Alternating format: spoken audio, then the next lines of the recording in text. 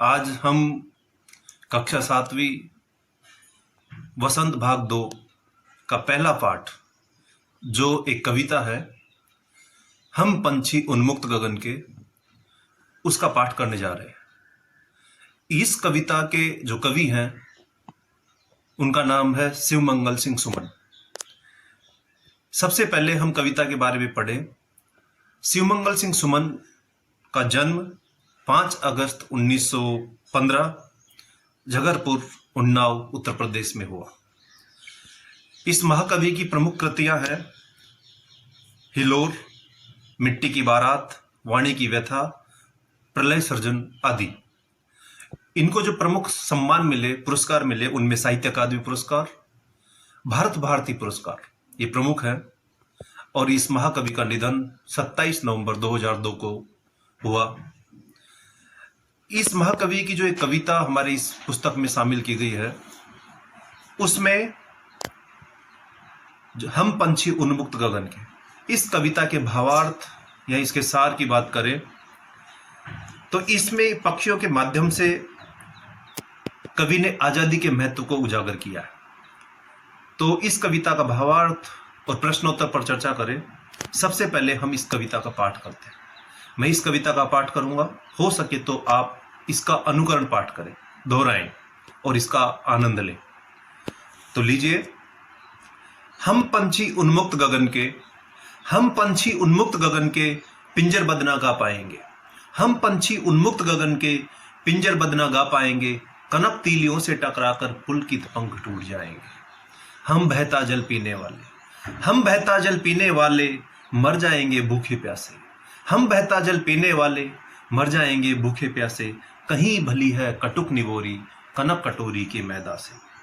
स्वर्ण श्रृंखला के बंधन में, स्वर्ण श्रृंखला के बंधन में अपनी गति उड़ान सब भूले। बस सपनों में देख रहे हैं, बस सपनों में देख रहे हैं तरु की फुनगी पर के झूले। ऐसे थे अरमान, ऐसे थे अरमान की उड़ते नीले नभ की सीमा पाने। ऐसे थे अरमान की उड़ते नीले नभ की सीमा पाने।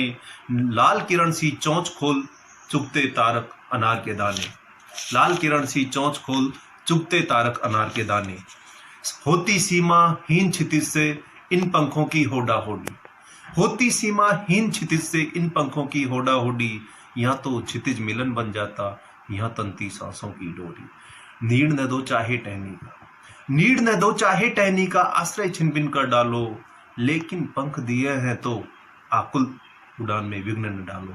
लेकिन पंख दिए हैं तो आकुल उड़ान में विघ्न न डालो। प्यारे विद्यार्थियों, हमने कविता पाठ किया और मुझे पूरी उम्मीद है कि आपको इसमें आनंद आया होगा। आपने भी कविता पाठ किया होगा। अब हम इस कविता का भावार्थ समझते हैं।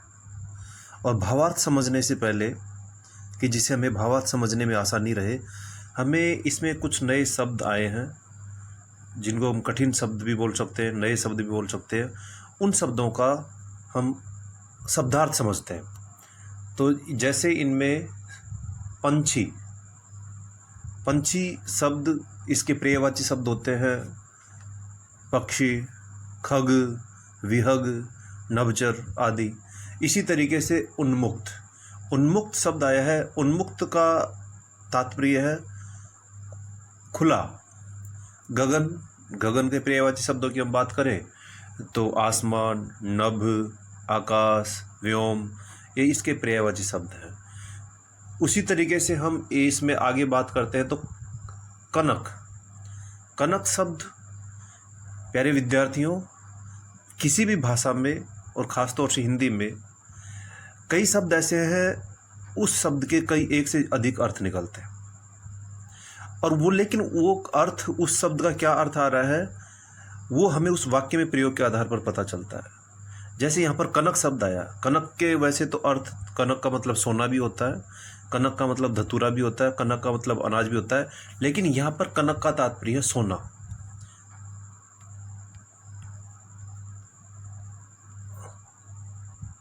तो ये कनक, इसी तरीके से एक शब्द आता है इसमें पुलकित। पुलकित का तात्पर्य क्या है? पुलकित का मतलब होता है चंचल या उमंग। उसी तरीके से हम आगे बात करते हैं तो इसमें शब्द आता है एक कटुक और उसी के साथ है निबोरी। कटुक मतलब होता है किसी को कटु वाक्य बोलना। तो कटुक, कटुक का मतलब क्या हो गया? कड़वा। कटुक मतलब कड़वा। इसी तरीके से इसमें एक शब्द आया है निबोरी। निबोरी का मतलब होता है एक जो नीम का पेड़ होता है उसके जो फल होता है उसको हम निबोरी बोलते हैं। तो कटुक निबोरी का मतलब हो गया कड़वी निबोरी। इसी तरीके से हम बात करते हैं आगे, तो इसमें एक शब्द आया है तरु, फुनगी। तो तरु का मतलब होता है पेड़, वृक्ष। इसके पर्यायवाची शब्द हैं उसमें पेड़, विटप, तरु के। और इसी तरीके से तरु की फुनगी का तात्पर्य होता है कि पेड़ की वह अंतिम एक छोटी सी टहनी जिसके ऊपर कभी पक्षी आकर के बैठता है तो झूले की तरह ऊपर नीचे झूलती, क्योंकि पक्षी का वजन बहुत कम होता है तो इसलिए उसको फुनगी बोला जाता है। इसी तरीके से एक शब्द आगे करते अरमान। अरमान मतलब एक सपने, एक कुछ अपने सजोना, विचार करना। इसी तरीके से आगे शब्द आता है तारक। तारक का तात्पर्य है तारे, चुगते तारक अनार के दाने। प्यारे विद्यार्थियों, इसी तरीके से हम बात करें अगले पेज में तो सीमाहीन और क्षितिज। सीमाहीन से तात्पर्य, सीमा शब्द है, इसमें हीन यानी रहित प्रत्यय जुड़ा हुआ है, तो सीमा से रहित। क्षितिज, अब क्षितिज शब्द की अगर हम बात करें तो क्षितिज अगर आप खुले आसमान में, खुली जगह पर, मैदान में खड़े रहो और जहाँ तक दूर तक आपकी नज़र जाती है वहाँ पर आप देखिए जहाँ पर धरती और आसमान मिलते हुए से प्रतीत होते हैं उस जगह को हम क्षितिज कहते हैं। तो वो तो इसी तरीके से हम बात करें आगे नीड़। नीड़ का तात्पर्य होता है घोंसला। इसी तरीके से आकुल। आकुल का मतलब व्यग्र या बेचैन। और विघ्न का तात्पर्य बाधा। विघ्न का मतलब बाधा। तो इस तरीके से हम बात करते हैं। अब हम वापस आते हैं इसके कविता के भावार्थ पर। कवि इसमें एक पक्षी की उन्मुक्त जो विचार है, पक्षी की भावनाएं, उससे कवि हमें जागृत करना चाह रहा है, बताना चाह रहा है कि पहले पद की हम बात करते हैं कविता की भावार्थ पर। कवि कहते हैं कि हम पंछी उन्मुक्त गगन के पंछी हैं और हमें खुले आकाश में उड़ना पसंद है। हम पिंजरे में रह करके कभी खुश नहीं रह सकते। तो हम पंछी उन्मुक्त गगन के पिंजरबद्ध न गा पाएंगे। कनक तीलियों से टकराकर पुलकित पंख टूट जाएंगे। कि हम उन्मुक्त गगन में उड़ने वाले पंछी हैं, हम पिंजरे में बंद रह करके चहचहा नहीं पाएंगे, खुश नहीं रह पाएंगे। और उसमें क्या होगा कि हम उससे बाहर निकलने के लिए जब प्रयास करेंगे तो उससे हमारे जो कनक तीलियों से, उस सोने की, कनक मतलब सोना अभी बताया, तीलियों से यानी जो तीलियां होती है उसकी पिंजरे की, वो उन पंछियों के लिए, क्योंकि पंछी बहुत छोटे होते हैं और उनके लिए उस जैसे जेल की सलाखें होती है वो जेल की सलाखों के समान होती है और वो पुलकित पंख उनके टूट जाएंगे। जो पुलकित पंख है उनके, चंचल और उमंग से भरे हुए नाजुक जो पंख है वो टूट जाएंगे उससे निकलने के लिए, उसमें से निकलने के उनका जो उमंग और उनका जोश है उसकी वजह से। अब आगे का पंछी की जो चाहत क्या है, वो कहते हैं कि हम बहता जल पीने वाले मर जाएंगे भूखे प्यासे। कि हम तो बहता हुआ जल पीने वाले हैं, हम भूखे और प्यासे मर जाएंगे।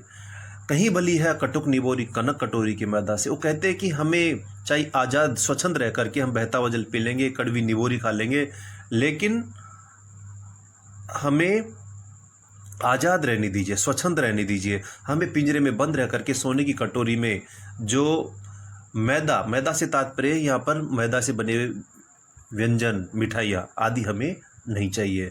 इसी तरीके से हम बात करते हैं आगे तीसरे पद में कि स्वर्ण श्रृंखला के बंधन में अपनी गति उड़ान सब भूले। कि स्वर्ण श्रृंखला, सोने की जो बंधन है, क्योंकि उसके लिए लालच भरा बंधन है सोने का पिंजरा, अपनी गति, लेकिन उसमें वो उस सोने के जो बंधन में बंध करके और अपनी गति को भूल गए, क्योंकि उन्होंने बचपन से ही उसमें बंद है तो अपनी उड़ान और गति सबको भूल चुके हैं। अब तो केवल सपनों में देखते हैं तरु की फुनगी पर के झूले, तरु की फुनगी पर के झूले। अर्थात अब उनको जो पेड़ की टहनी पर उड़ते हुए आकर उस छोटी सी टहनी, अंतिम सिरा जो टहनी का होता है उस पर बैठते हैं, और वो जब ऊपर नीचे झूलती है, वो कहते हैं कि वो अब तो हमारे लिए सपनों की बात हो गई है। इसी तरीके से हम आगे बात करते हैं इसके चौथे पद में, ऐसे थे अरमान की उड़ते नीले नभ की सीमा पाने। हमारे ऐसे अरमान थे, पक्षी कहता कि जब हम छोटे थे, तो हमारे एक अरमान थे, हमारे सपने थे कि हम नीले आसमान की सीमा को प्राप्त करने के लिए दूर आसमान में उड़ते चले जाते, लाल किरण सी चोंच खोल चुगते तारक अनार के दाने। और जो पक्षी है उसकी चोंच लाल है, और वो कह रहे हैं कि मैं उस लाल किरण के समान जो लाल चोंच है उसको खोल करके मैं चुगता तारक अनार के दाने। उसको आसमान में जो तारे जगमगाते हैं वो तारे किसकी तरह लग रहे हैं? अनार के दानों की तरह। कि वो कह रहे हैं कि लाल किरण सी, जो किरण के समान लाल चोंच को मैं खोल करके तारे रूपी जो अनार के रूप में जो तारों के रूप में जो अनार के दाने जैसे दिखते हैं उनको चुगना चाहते हैं, यानी वहां तक उसको प्राप्त करना चाहते हैं। तो ये उनके सपने थे। पांचवा पद इसमें बात करते हैं कि होती सीमाहीन क्षितिज की इन पंखों से होड़ा होटी। होती सीमाहीन क्षितिज से इन पंखों की होड़ा होड़ी, या तो क्षितिज मिलन बन जाता या तंती सांसों की डोरी। पक्षी कहता है कि इन जो सीमाहीन क्षितिज है, क्षितिज को बताया था कि जब जब जहां पर धरती और आसमान मिलते हुए से प्रतीत होते हैं, लेकिन वो सीमाहीन है क्योंकि जब आगे बढ़ते जाएंगे तो उसका कोई छोर नहीं होता है।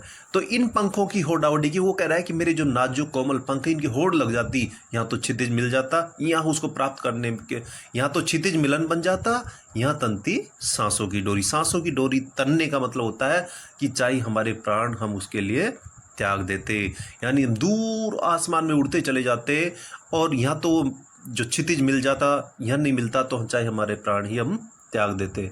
इसी तरीके से अंतिम पद है, कवि कहना चाह रहा है, शिवमंगल सिंह सुमन पक्षी के माध्यम से कह रहे हैं कि नीड न दो चाहे टहनी का। पक्षी क्या कह रहा है? नीड न दो चाहे टहनी का आश्रय छिन बिन कर डालो, लेकिन पंख दिए हैं तो आकुल उड़ान में विघ्न डालो। समस्त मानव जाति से कि जो आज पिंजरों में पक्षियों को बंद कर लेते हैं अपने मनोरंजन के लिए, अपने मनोविनोद के लिए, तो वो कहते हैं कि चाहे नीड मत दो हमें रहने के लिए, चाहे टहनी पर हमारा जो आश्रय है, हमारा घोंसला, उसको भी छिन्न भिन्न कर डालो, नष्ट कर दो, लेकिन हमारी केवल आपसे मानव जाति यही आग्रह है, यही विनती है कि पंख दिए हैं हमें, ईश्वर ने पंख दिए हैं, तो हमारी जो आकुल व्यग्र बेचैन जो उड़ान है उसमें तो कम से कम बाधा मत डालो, अर्थात हमें पिंजरों में बंद मत करो। हमारा चाहे पिंजरे पेड़ की टहनी पर घोंसला है उसको तोड़ दो, चाहे हमारा नीड मत दो बना के, लेकिन हमें पंख दिए हैं कुदरत ने, तो उस पंखों को के सहारे हमें खुले आसमान में उड़ने की तो कम से कम छूट दो। तो ये इस तरीके से कवि ने जो पूरी कविता का जो हम बात करें तो इसमें कवि ने पक्षियों के माध्यम से आज़ादी के महत्व को रेखांकित किया है। पक्षी कहते हैं कि पिंजरे में बंद रहकर न तो हम खुश रह सकते हैं और न ही गीत गा सकते हैं। आज़ाद रहकर कड़वी निबोरी भी स्वीकार है, परंतु स्वर्ण श्रृंखला में व्यंजन नहीं। पक्षी ऊंचे आकाश में उड़कर अनार के दानों जैसे तारों को चुगना चाहते हैं, क्षितिज तक उड़ना चाहते हैं, भले ही ऐसा करते समय उनके प्राण ही क्यों न चले जाएं, भले ही उनके घोंसले नष्ट कर दिए जाएं, परंतु खुले आकाश में उड़ने से उन्हें वंचित न किया जाए। तो प्यारे बच्चों, ये इस कविता का भावार्थ था। अब हम बात करते हैं इस कविता में प्रश्न अभ्यास पर।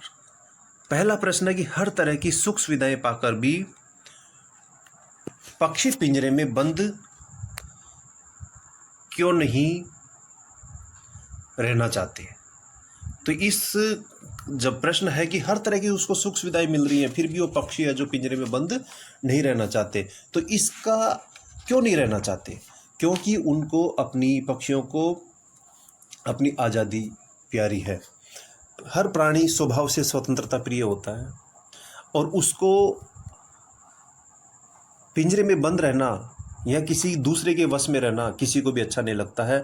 अपने मन से, अपनी स्वच्छंदता से, अपनी आज़ादी के साथ अपना जीवन जिए, यही सब चाहते। जब हम मनुष्य दूसरों के बंधन में नहीं बनना चाहते तो पक्षी भी अपने तरीके से अपने जीवन को जीना चाहते हैं। इसलिए चाहे उनको सब सुख सुविधाएं मिल जाए फिर भी वो पिंजरे में बंद नहीं रहना चाहते।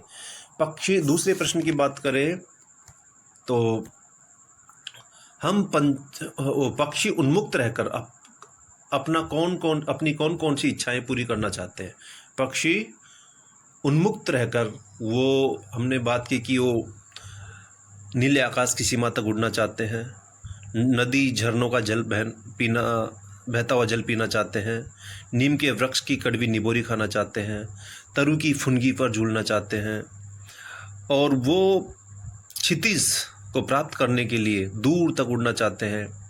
वो आसमान में जो अनार के दानों के समान जो तारे हैं उनको चुगना चाहते हैं। तो इस तरीके से उनकी बहुत सारी इच्छाएं हैं। आप कुछ इच्छाएं अपने प्रश्न के उत्तर के रूप में लिख सकते हो इनमें से। भाव स्पष्ट कीजिए। जो तीसरा प्रश्न है, भाव स्पष्ट कीजिए। यहाँ तो क्षितिज मिलन बन जाता, यहाँ तंती सांसों की डोरी। इसका भाव है कि जब जो पक्षी है जब पिंजरे में बंद है तो वो एक अरमान है उसके, ऐसे वो ऐसे सपने देखता है कि जब वो अगर खुला होता, स्वच्छंद आसमान में विचरण कर रहा होता तो दूर क्षितिज तक उड़ता चला जाता। यहाँ तो उसको उस क्षितिज यानी आसमान का वो एक छोर पकड़ में आ जाता, वहाँ तक वो पहुँच जाता। नहीं पहुँचता तो उसको प्राप्त करने की चाह में उड़ते उड़ते अपने प्राण ही त्याग देता। तो इसमें पक्षी चाहते हैं कि वे सीमाहीन क्षितिज तक उड़ान भरने के लिए स्वतंत्र हों। इसके लिए वे अपने प्राणों की बाजी लगाने को भी तैयार हैं। तो इसमें बात कही गई है। कविता से आगे हम बात करते हैं। तो बहुत से लोग पक्षी पालते हैं। पक्षियों को पालना उचित है अथवा नहीं, अपने विचार लिखिए। तो इसमें आपके अपने विचार हो सकते हैं। आपको अपने मन से इस पर सोच विचार करके और लिखना है कि पक्षियों को पालना उचित है अथवा नहीं। उचित है तो उसके कारण बताने हैं, नहीं है तो उसके कारण बताने हैं। क्या आपने या आपकी जानकारी में किसी ने कभी कोई पक्षी पाला है? उसकी देखरेख किस प्रकार की जाती होगी? तो ये आपके अपने अनुभव के आधार पर इसके उत्तर आपको लिखने हैं। जब इसमें हम बात करते हैं दूसरे प्रश्न की, कविता से आगे, पक्षियों को पिंजरे में बंद करने से केवल उनकी आज़ादी का हानि नहीं होता अपितु पर्यावरण भी प्रभावित होता है। इस विषय पर 10 पंक्तियों में अपने विचार लिखिए। प्यारे विद्यार्थियों, जब आप कि पक्षियों को हमने जब ये चर्चा की है इसके बारे में कि पक्षियों को पिंजरे में बंद करने से केवल उनकी आज़ादी नहीं छिनती है, किस तरीके से पक्षी और ये हमारे पर्यावरण के समस्त जीव जंतु पर्यावरण का संतुलन बनाने में मदद करते हैं, कि कैसे इनके एक दूसरे से कड़ी जुड़ी हुई रहती है, उसके बारे में विचार करके, अपने बड़ों से चर्चा करके और जानकारी प्राप्त करके इसके बारे में कि पर्यावरण भी किस तरीके से प्रभावित होता है, आपको अपने विचार लिखते हुए एक लेख लिखना है। अनुमान और कल्पना पर बात करते हैं कि क्या आपको लगता है कि मानव की वर्तमान जीवन शैली और शहरीकरण से जुड़ी योजनाएं पक्षियों के लिए घातक है? पक्षियों से रहित वातावरण में अनेक समस्याएं उत्पन्न हो सकती हैं। इन समस्याओं से बचने के लिए हमें क्या करना चाहिए? उक्त विषय पर वाद विवाद। तो ये जब कक्षाएं खुलेंगी, जब हम इस पर वाद विवाद प्रतियोगिताएं करेंगे। इसमें भाषा की बात सबसे मुख्य अब अंत में आता है। स्वर्ण श्रृंखला और लाल किरण सी में रेखांकित शब्द गुणवाचक विशेषण। गुणवाचक विशेषण, जब विशेषण की हम बात करते हैं तो इसमें आता है कि रेखांकित स्वर्ण और श्रृंखला। श्रृंखला की एक संज्ञा शब्द है और स्वर्ण यानी कैसी है श्रृंखला? सोने की है। तो ये गुण बताए जा रहे हैं। लाल किरण, किरण है और ये संज्ञा शब्द है, और इस किरण कैसी है? लाल है। तो ये गुणवाचक विशेषण है। कविता से ढूंढ करके इसी प्रकार के 3 और उदाहरण आपको लिखने हैं। प्यारे विद्यार्थियों, अगर हम इसमें से बात करते हैं, ढूंढते हैं, तो आप इसमें ऐसे ही शब्द ढूंढ सकते हो जिनमें विशेषण लगा हुआ है। उन्मुक्त गगन, गगन कैसा है? उन्मुक्त है। इसी तरीके से हम बात करते हैं कनक तीलियाँ, उसी तरीके से पुलकित पंख। इसी तरीके से हम बात आगे करें कटुक निबोरी, और आगे स्वर्ण श्रृंखला इसमें आया ही है, और लाल किरण सी चोंच, लाल किरण सी चोंच, ये शब्द आए हैं। इनको आप नोट कर लीजिए अपनी कॉपी में। और इसी के साथ सीमाहीन क्षितिज, क्षितिज कैसा है? सीमाहीन, क्षितिज की विशेषता है। और उसी तरीके से आकुल उड़ान, उड़ान कैसी है? आकुल है। ये कुछ शब्द आए हैं जो आपको इसमें विशेषण के बारे में बताया गया है कि विशेषण शब्द 3 है, जबकि 3 से ज़्यादा उदाहरण उसमें आ चुके हैं। भूखे प्यासे में द्वंद्व समास है। द्वंद्व समास, पहले तो हम समास की बात करते हैं। द्वंद्व समास से तात्पर्य होता है, द्वंद्व का मतलब होता है बराबर वाले में, जैसे द्वंद्व युद्ध। उसी तरीके से दोनों पद, समास में 2 पद होते हैं, 2 शब्द होते हैं जो दोनों बराबर के महत्व के होते हैं। महत्व के होते हैं और उनमें कोई भी कम या ज़्यादा नहीं होता। तो भूखे और प्यासे, तो इन्हीं दोनों शब्दों के बीच लगे चिन्ह को समासिक चिन्ह कहते हैं। जैसे भूखे और प्यासे के बीच में योजक चिन्ह लगा हुआ है, इस चिन्ह से और का संकेत मिलता है, जैसे भूखे और प्यासे। इस प्रकार के 10 अन्य उदाहरण खोजिए। आपको बहुत सारे उदाहरण आप खोज सकते हैं, ऊपर नीचे, ऊपर और नीचे, दाएं बाएं, दाएं और बाएं, छोटे छोटा बड़ा, छोटा और बड़ा, माता पिता, दादा दादी, नाना नानी, है ना। इसी तरीके के आप बहुत सारे शब्द ढूंढ सकते हैं। तो इस तरीके से आज हमने ये पहला पाठ हम पंछी उन्मुक्त गगन के इस कविता का कविता पाठ किया, भावार्थ को समझा और इसके प्रश्नोत्तर पर चर्चा की। मुझे पूरी उम्मीद है कि आपको ये पाठ समझ में आया होगा। नहीं आया हो तो आप फिर मुझसे संपर्क करें, और जो भी कोई आपको संदेह हो, कहीं शंका हो, उसका समाधान करने के लिए मैं तत्पर रहूँगा। बहुत बहुत धन्यवाद।